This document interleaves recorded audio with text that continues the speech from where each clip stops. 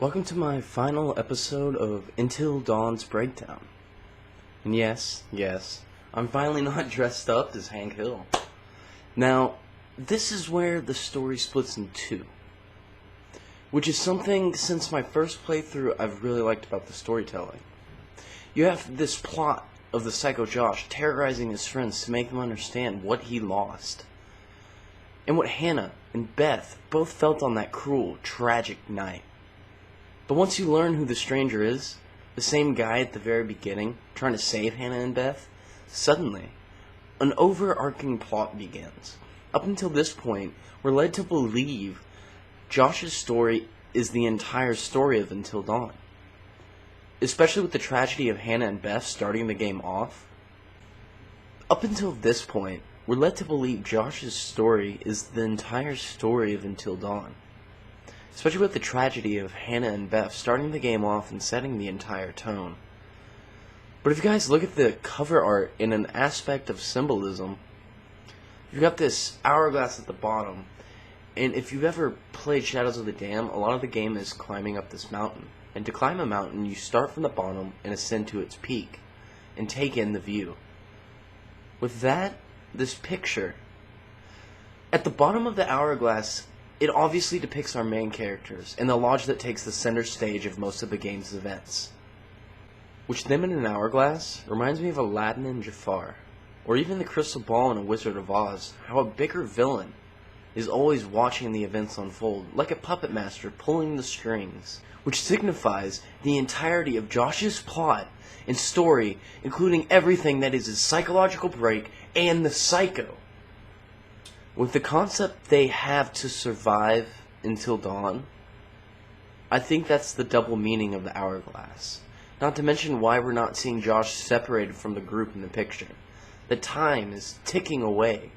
Because at the top of the picture we have a skull, which I believe represents the mountain being the death of not only our characters, but Hannah and Beth. And also anyone who visits the mountain, including the stranger. Realizing this on the cover it blew me 6 ways to Sunday. That the cover itself is telling you there's two stories overarching. Or if you think about the skull as a warning for this plague or curse that originated from cannibalism, but even more so in the eyes of the skull itself, there's two Wendigos laughing on our face the entire time, that the two Wendigos that helped spread the curse, or rather multiplied it, were Hannah and Beth. If you guys think back to the chase scene with Amy and the Wendigo's vision being red, when you encounter the wolf with Mike, the vision is blue. To me, that undeniably tells us that at the beginning, when there was a red vision chasing Hannah and Beth, after they fell, they were in fact feasted upon by these Wendigo. Which adds a level of relenting realization to the secret ending. But we'll get to that. Hold on there. Hold on there, mister. Freeze. Ow, what? All right. Just take it easy, Grandpa. Okay, everybody, just calm down. Now, just move over there. Go on, move. Let me say what I came to say. I'm here to tell you what you're up against being back on this mountain. You should never have returned. I don't know why you did after what happened last year. You mean with Hannah and Beth? Yeah, how could you know without being involved? Or responsible? You hold on to your horses. I don't take kindly to you kids coming up here to my mountain. Your mountain. Huh. I'm sure the Washingtons would be very surprised to hear that. Well, the mountain don't belong to me, it's true. But it don't belong to the Washingtons. This mountain belongs to the Wendigo. Who? What's he talking about? What the hell's a Wendigo? Let's hear him out. Not like we have a choice. Now, I'm only gonna tell you this once. It doesn't matter to me if you believe it or not. I got reasons I want to get it off my chest. See? I told you. He's guilty as shit. Guilty as something. Shut up, Mike. There is a curse that dwells in these mountains. Should any man or woman resort to cannibalism in these woods, the spirit of the Wendigo shall be unleashed. Oh, crap.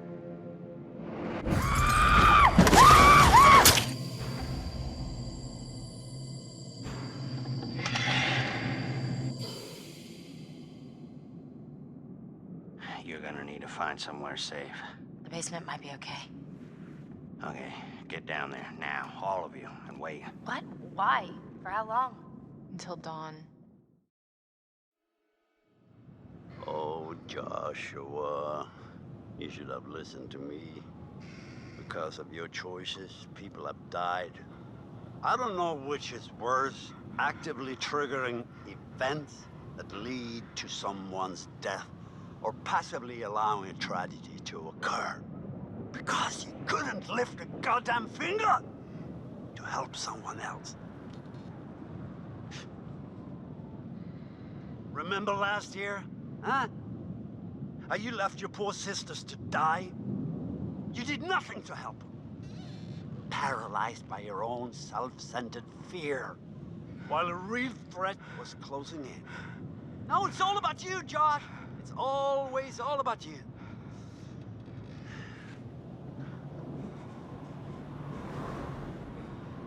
Your game has gone terribly wrong.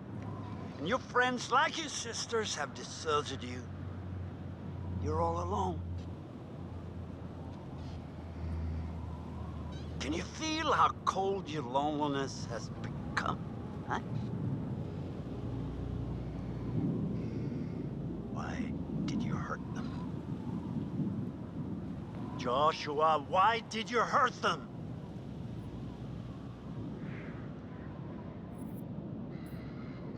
But they didn't hurt you, Joshua. Not intentionally. They made a stupid mistake, and a terrible tragedy befell your sisters. They did not intend for that to happen. It just did. And they were sorry, at least, until you subjected them to your night of horrific torture. Just a game? But it's a game that has driven you to one of your own deepest fears, Joshua. Isolation.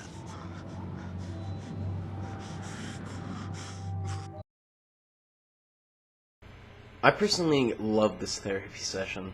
It pretty much does exactly what I've been doing over the entirety of this short video series. He broke down Josh's psychotic delusional plan, telling him everything that is a psycho persona that wants to terrorize and torture was merely a giant metaphor for how he himself couldn't save his sisters, with the fact that Josh couldn't mentally handle or accept the death of his sisters, which impeccably proves why he has nihilistic delusions. It's true, a lot of mental illness is coded into the genes, meaning you're essentially born with it and it's only a matter of time until you start showing obvious and undeniable symptoms. But there are quite a few that are born from tragedy. For a blunt example, war veterans and PTSD. I could go on an intense example rant, but I would prefer that we kept the topic on video games. But going back to this therapist session, Josh couldn't handle their deaths, and everything that was this night of terror was his brain telling him just that. You can't handle this trauma, Josh. But being the sick guy he is, he dove into his psyche and came out warped and misguided. By the end, the therapist packs a punchline. Everything that he did tonight led him to the exact fate of his beloved sisters. Isolation. I wondered why, on my first playthrough, the therapist was somber and less aggressive, but with knowing the plot and Josh is ultimately dragged off by the Wendigo, we could assume in all actuality, these are the last moments Josh is alive. This therapy session is actually Josh dying.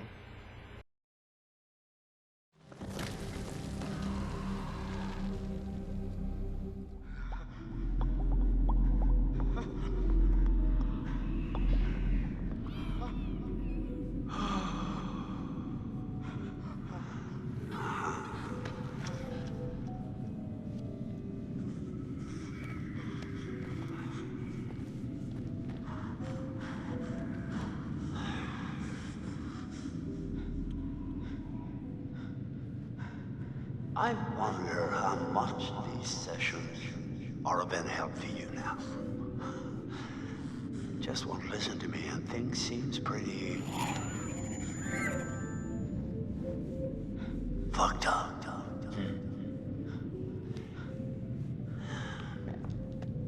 So I'm gonna leave you now, Josh. It's time you learn. There's more to be afraid of that can be dreamt up by the unhinged imagination of a self-indulgent, spoiled little brat. You had so many people who cared about you, who were willing to help. But at every turn you choose to push them away, and now you're all alone. Though by the sounds of things, you won't be alone for long. No, you won't be alone for long. Deep breaths, Josh. Deep breath.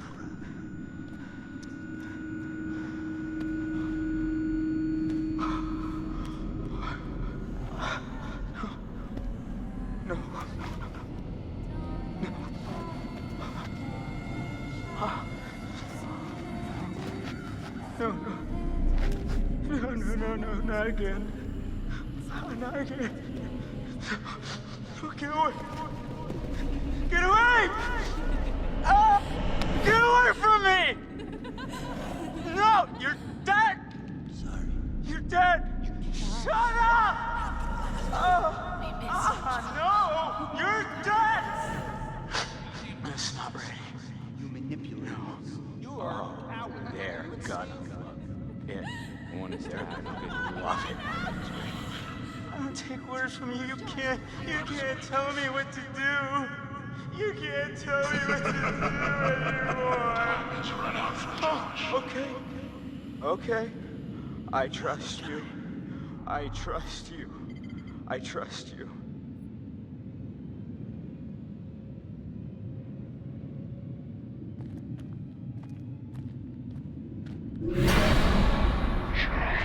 No.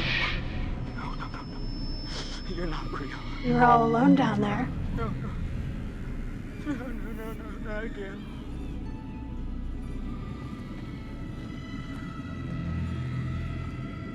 All alone. But you're with us now. Family. Get away from me! Get away! Why didn't you save us, Josh? Why did you want us to die? I didn't want you to die. I swear.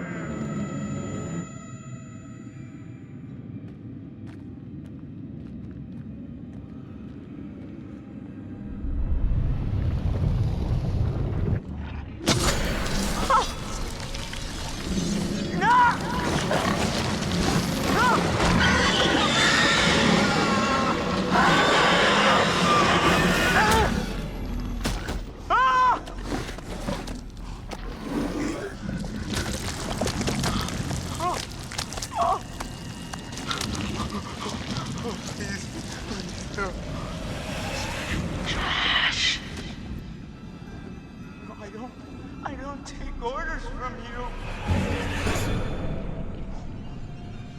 No! Is this what you want? No! No! Why are you doing this?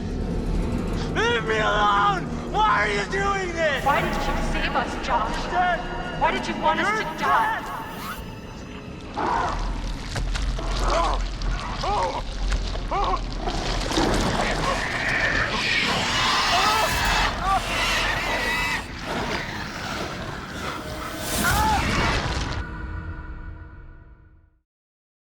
This is the big key to my breakdown.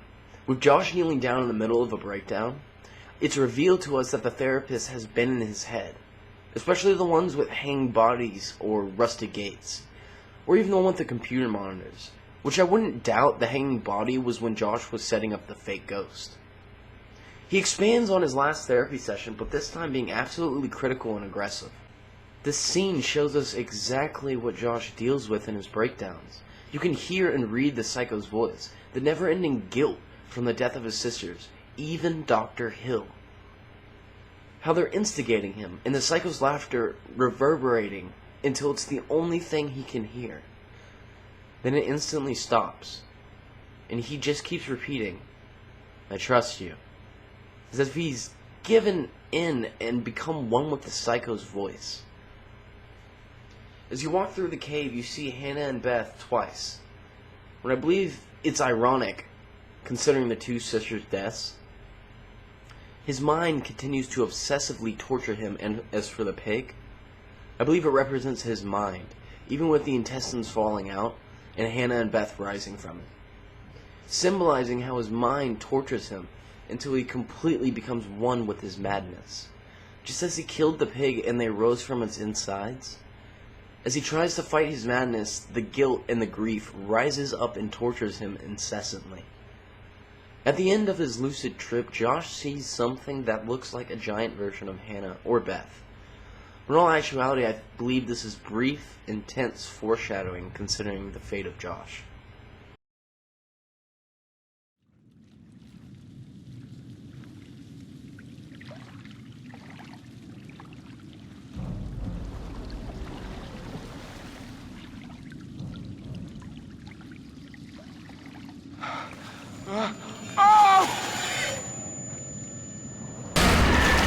Oh, you're not real! No, you're not! Ah!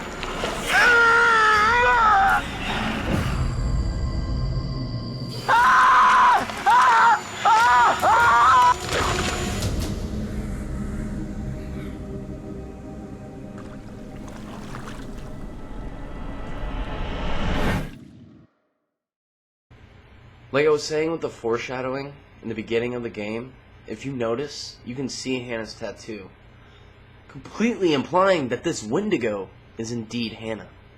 That surely the prank in the intro did not help, but regardless of that, in that moment, I believe Josh realized what had happened to him. And in his mind shortly after is when the last therapy session began. I don't have the footage, but if you complete the secret ending, it's revealed that after the Hannah Wendigo eradicated Josh, he too suffered the same fate and became a Wendigo. For the next set of people to venture into the mountain, continuing the cycle and the curse of the Wendigo, a somber, true ending, making my breakdown come full circle, that because of Josh being ill and not being able to move on from his sister's death, in the end, his madness, his sick mind guided him not only to the same fate, but in the end, though his body became a vessel for a monster, a terrible curse, he in spirit joined Hannah and Beth. Finally, though gruesome, I believe in the depths of this awesome psychological thriller, masked with the themes of a B- horror movie, there's elements of bringing the state of mental illness to light. Not only an awesome horror experience that gets to the core of not only psychological trauma, but the effects that death can have on a person in isolation. And hey, at least Chris and Ashley will finally get to that romance. With all of them experiencing a traumatic event, maybe, just maybe, Amy will chill the heck out. I had a great time writing this, analyzing this, and talking about it. And to be honest, this game gave me some good ideas for a game project. Let me know what you all think. As always, like, rate, and subscribe. Until my next lore breakdown, thanks for watching, folks.